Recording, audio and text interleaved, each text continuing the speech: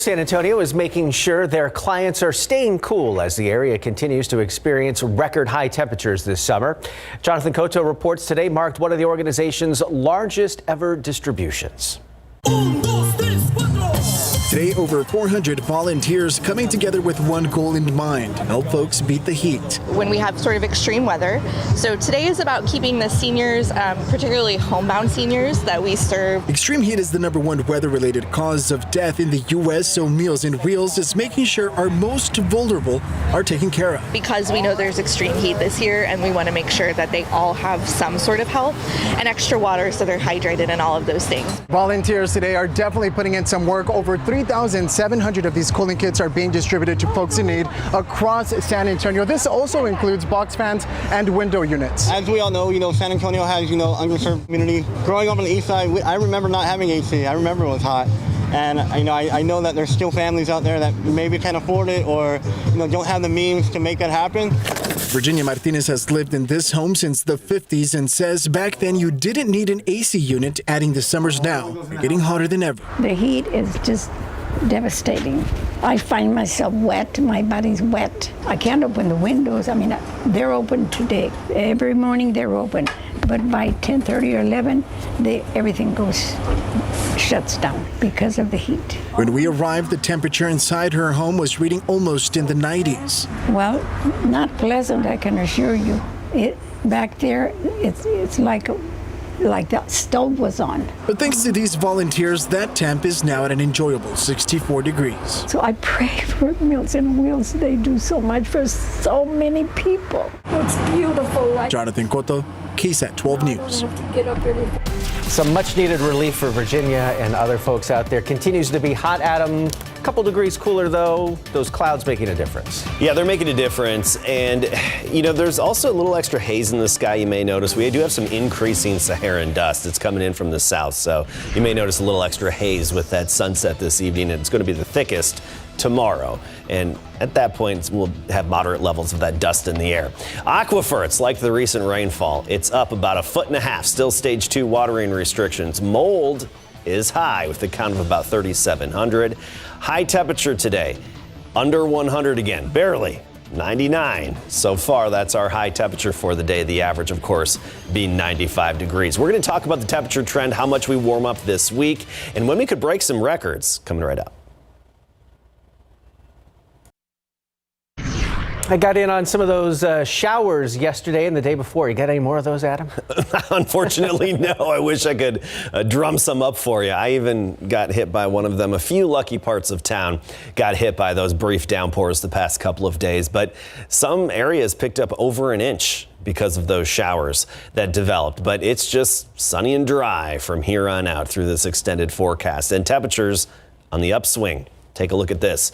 Back to triple digits. Tomorrow on into Monday and all of next week will be at or above 100. Actually, I do think we'll jump up to 103 Wednesday and Thursday, and those would be record-breaking days. The record high on Wednesday is 101, the record high on Thursday, 102. We should beat those by a degree or two. So it's back to what we've become accustomed to so far this summer and for the past few months. So triple digits will return, and actually we had a 14-day streak of 100-degree days, which came to an end yesterday. And yesterday was the first day so far this month that we've been under 100. Looking across the state, triple digits: Amarillo at 100, Abilene 100, Del Rio 101, but many locations in the 90s. Even Rock Springs 91, 92 in Fredericksburg, 99 Hondo, officially 98 at the airport in San Antonio, but 100 Gonzales, Pleasanton, and even Eagle Pass at an even 100 degrees. For the most part, though, we're in the 90s. Obviously, a few exceptions out there.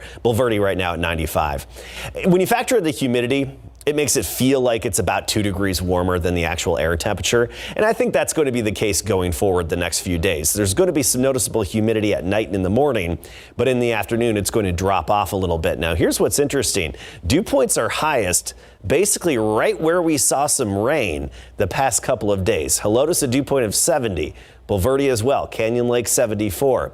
These are the areas where we actually saturated the soil briefly over the past couple of days with some passing showers. So no surprise, if you had some rain the past few days, your humidity is going to be a little bit higher. Now tomorrow, we start humid. Actually, tonight we'll have increasing humidity. Tomorrow, it's going to be noticeably muggy. And then by the afternoon, those dew points fall off, as they typically do with that drier air aloft mixing downward. So I don't anticipate really high heat indices, just 1 or 2 degrees warmer than the air temperature for a bit in the afternoon. Big picture shows the big blue H in control. The upper level high, it's basically centered over North Texas and parts of northern New Mexico. And so we've got this northeasterly flow aloft, and the door's open for a few disturbances because the high isn't centered right overhead. It's displaced to the northwest, but we just don't have those disturbances. Right now, they're rounding the ridge through parts of the upper Midwest. We're talking Minnesota, Iowa, and even parts of South Dakota and Nebraska. But around here, nope. I don't think we can drum up any rain chances over the next 7 days. So we look to the tropics. Even in the tropics, no development anticipated over at least the next 5 days.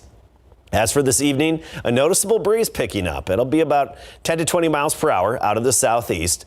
Clear sky, 88 by 10 o'clock, midnight 83 degrees, increasing humidity. And we'll start the day tomorrow at 76, by the noon hour 92, and then 100 degrees. So very similar to today, but you will notice a little extra haze in the sky because of Saharan dust that's increasing. Tomorrow it's going to be at about moderate levels. Tomorrow, high temperatures at just above 100, Castroville 101 along with New Braunfels. You get into the hill country, about 99 Canyon Lake, Comfort 98 degrees, and then it's all sunshine through next week. Unfortunately, no quick splash and dash showers in the forecast anytime soon, Tim. Well, it was nice while it lasted. Thank you, Adam. All right, Larry, the Spurs unloaded a bunch of young talent in the offseason, but they held on to one, and he just got a nice fat contract. Yeah, now that DeJounte Murray's with Atlanta, Spurs' Keldon Johnson is certainly the face of the franchise. He's just 22 years old, and the Spurs rewarded him with a big contract extension. And in golf, Rory McIlroy is close to ending his 8-year drought without a major. Coming up. Spurs forward Keldon Johnson is one happy dude today because he agreed to a 4-year, $80 million extension per his representative, Clutch Sports Agency. Johnson is 22 years old and entering his 4th season in the NBA. The Spurs drafted him in the first round in 2019, 29th overall. He started 74 games last season, averaged a career-high 17.1 points. Johnson is spending time in Las Vegas watching the silver and black. He said he's impressed with rookies Malachi Branham and Blake Wesley. Now, back in mid-April, Keldon and the Spurs lost to the Pelicans in a play-in game, 113-103. Thursday, while sitting courtside at the Spurs-Hawks game, he was asked about that experience. It was big, it was packed in there. It was a different type of environment. Definitely learned, like you said, it didn't end how we wanted to. But hopefully, we can be in something like that similar next season, if not in the playoffs. So that's definitely our goal. But it was definitely big for me to be able to go in that environment and back against the wall and play against a good team like the Pelicans. Spurs are taking on the Memphis Grizzlies to close out the Summer League, and they trail the Grizzlies 22-17 after one. We'll have highlights and reaction on the Night Beat. The Countdown City Skills Camp hosted by UTSA football players Frank Harris and Rashad Wisdom was a huge success. The free event was held at Linhoff Stadium yesterday morning. Former UTSA running back Jarvion Williams approached Harris and Wisdom about the free camp, and they both jumped at the opportunity. We asked, what do they want the kids to take away from the free 3-hour camp? I just want them, if they're ever in an opportunity like in position that me and Rashad are in, that they, they get back to the younger youth as well if they're ever in this position, and to just see, that there are, positive, influences out there, and that they could be in our position one day playing at a college level at UTSA. I would say just, the aspect of, football is fun, because as you get older, things get a little bit more serious, it could become more of a business, and, this is the time now where there's nothing to worry about, they're just going out there and playing because, they love the game, they love the sport, and that's kind of what I remember when I was this age, and that's what I want them to take away from it too, just, the love and everything. Judson alum and Cincinnati Bengals defensive back Trey Flowers helped out at the camp, and he was asked what kinds of questions do the young campers ask him. I would say I mainly get questions about Joe Burrow right now, so those are the weirdest questions I get. I don't know them that well, so I can't really answer them how they want, but I do my best. Flowers is entering his 5th season in the NFL. He was waived by Seattle October of last year and claimed by the Bengals 2 days later. Rory McIlroy and Viktor Hovland were tied for 3rd place entering round 3 of the Open Championship, and now they're tied for 1st with 18 holes to go. Rory with the shot of the day, 10th hole from a greenside bunker, and he chips in for an eagle 2, part of his 6 under 66 to help him move up 2 spots. Hovland was on fire early on, sinking 4 straight birdie putts at 3, 4, 5, and 6. He shot a 6 under 66 and is tied with Rory at 16 under par. Overall, yeah, a really good day. We sort of fed off each other and navigated the last few holes well. It was sort of tricky coming in there. So yeah, overall, when you're a couple off the lead going into the 3rd day of the Open and you go out and shoot a 6 under, you're always going to be pleased with that. Is now complete. Rory McIlroy and Viktor Hovland are tied for the lead at 16 under. The Camerons, Smith and Young, are tied for 3rd at 12 under, and Scotty Scheffler is tied for 5th at -11. So Tiger Woods said he's a little upset that he's not playing this weekend at St. Andrews. He was +9 after 2 rounds and missed the cut of even par. Woods got teary-eyed as he walked up 18 and said the moment just got to him. He told the media that this is likely his last Open Championship at St. Andrews, but not his last time to play for the Claret Jug. Well, I'm not retiring from the game, but I just don't know I will be physically able to play back here again when it comes back around. I'll be able to play future British Opens, yes, but in 8 years' time, I doubt if I'll be competitive at this level. It's a struggle just playing just the 3 events I played this year. Given the rotation of courses, the Open probably won't return to St. Andrews till 2027 at the earliest, when Woods will be 51. San Antonio FC returns to the pitch tonight with a home match against Atlanta United 2. SAFC is number 1 of the Western Conference with 40 points. Their lead is down to 1 point over Colorado Springs, who beat the LA Galaxy 2 last night, 4-2. Atlanta is currently 11th in the East and has only won 4 matches this year, and SAFC is determined not to overlook tonight's opponent.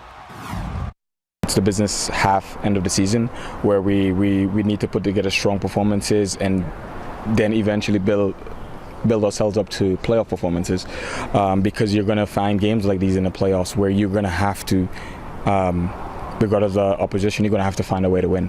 San Antonio FC will host Atlanta United 2 tonight at 8 at Toyota Field, the first meeting between the two sides. It's so amazing. I don't even know how to describe it. To see all these people lined up early this morning to come out to support and just still love on Bryce. It's just been so comforting, so amazing. I'm just so happy and blessed. Diana Wisdom and her family can't thank the community enough for showing up for the 2nd annual Walk, Run, Have Fun, Bryce Strong 5K, which went down this morning at Rutledge Stadium. 125 signed up. Proceeds raised go to adolescent cancer warriors and their families. How awesome. Looks like a great turnout there. Yep. Thank you, Larry. We'll see you later tonight. We'll see you right after this. Tomorrow morning in the 70s, low 70s in the Hill Country. Kerrville about 73, 76 in San Antonio. Then by the afternoon, back to triple digits for most of us. 100 degrees even, most likely here in town. Even a little bit warmer on the south side, and Cotulla up to 104. And next week, temperatures will rise a bit more, about 103 by Wednesday and Thursday. All right. Thank you, Adam, and thank you for watching. We'll see you back here for the Night Beat tonight at 10. Until then, have a good evening.